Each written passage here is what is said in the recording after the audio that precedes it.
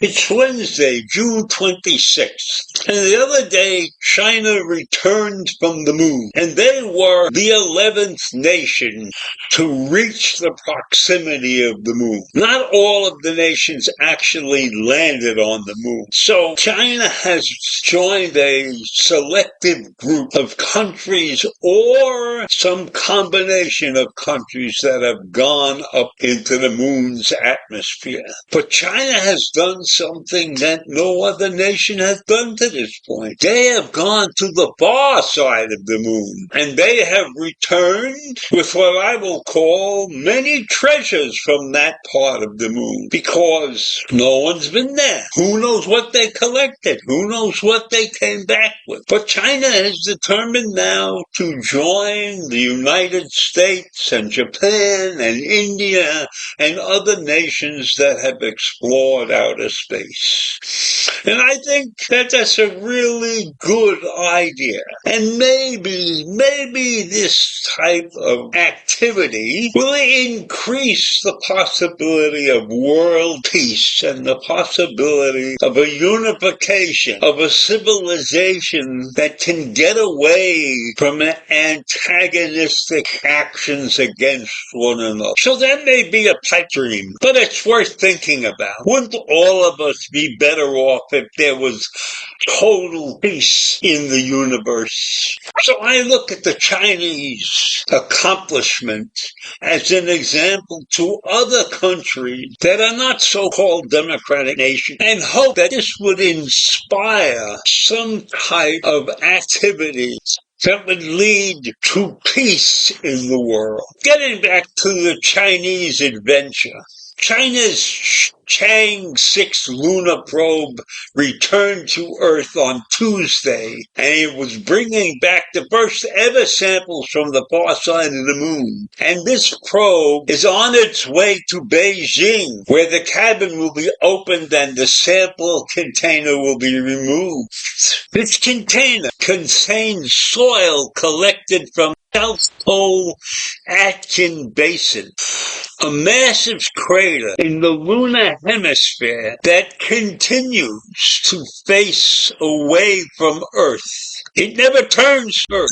It always faces away from Earth. When we look closely at moon exploration, we find out that there's a lot of things that we don't understand. For instance, the probe landed on the moon on June 2nd, and it took off again for Earth on June 4th. Then it spent 13 days rotating around the moon in the moon's orbit before it was able to return to Earth. So in total, this Chang'e 6 mission took 53 days because it left Earth on May 3rd, and it took off from the Wenchang Space Launch Center in Hainan. That's an island off China's south coast. So it took off, and it spent 53 days in space, but only 2 days on the moon. Now, this exploration did not really open up the moon's dark side. The dark side is always secluded from Earth's view because it is tidally locked and finishes one complete rotation in the same time it takes to circle the Earth. So this rotation and circling keeps the dark side of the moon on the dark side of the moon. And the far side of the moon was first captured by images in 1959. That's like 80 years ago. And those images were captured by the Soviet Luna 3 spacecraft. Now, the Chinese President Xi Jinping has congratulated his Chinese group for another landmark achievement in his country's efforts to build a space power and a scientific and technological power.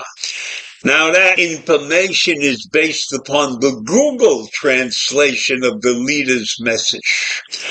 We trust Google to do everything these days. What a wonderful invention is Google. Maybe Google will go up to the moon and look around one day and bring us back facts that we never understood. But I digress. Now, this was China's second successful trip to the moon.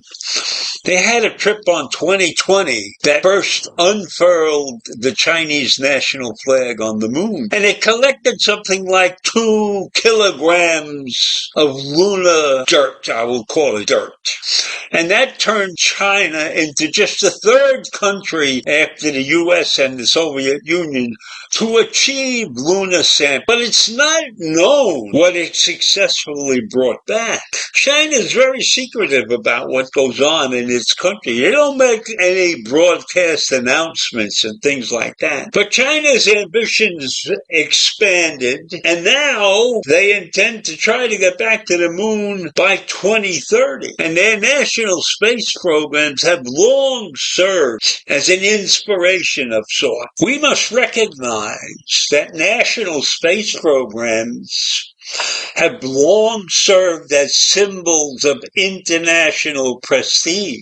And so China wants to be considered one of those leading nations.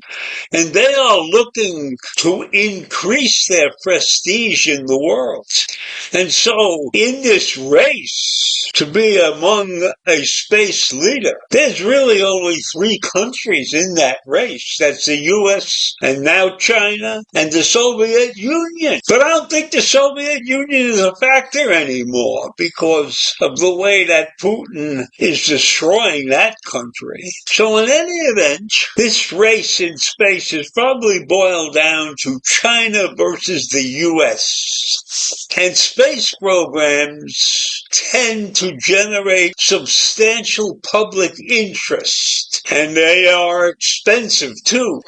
So world governments that finance initiatives to get out into space better have a lot of money, and that leaves us, the United States, and China would probably one of the few nations, or maybe the only nations that can really afford to continue to futz around in space. So I leave you with that this morning. A race between China and the USA to command outer space. Have a great day. Bye.